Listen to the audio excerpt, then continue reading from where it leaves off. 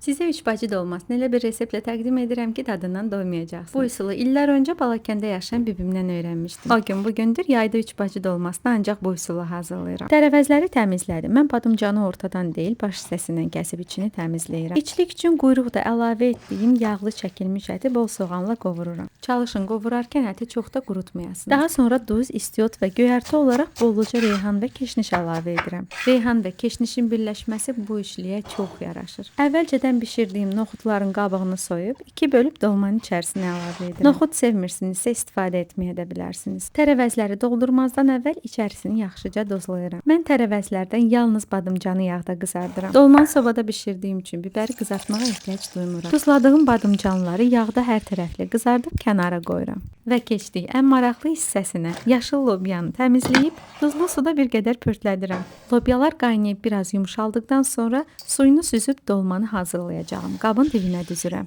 Duzladığım tərəvəzləri ətlə mümkün olduğu qədər doldururam. Dolmaları lobyanın üzərindən yerləşdirib pomidorun içini, kərə yağı və biraz da su əlavə edib üzəri bağlı bişməyə qoyuram. Eyni qayda ilə istər sobada, istərsə də ocaqda bişirə bilərsiniz. Dolmalar bişib yağa düşür. Altındakı lobyalar isə həmin yağda qızarır. Təqdimata hazırdır. Siz bu lobyaların dadını təsəvvür edə bilirsiniz? Hələ heç dolmaları demirəm. O qədər ləzzətli olur ki, sözlə izah etmək mümkün deyil. Bu resept bibimdən mənə, məndən də sizə yadigar olsun. Hazırlayan hər kəsə nuş olsun.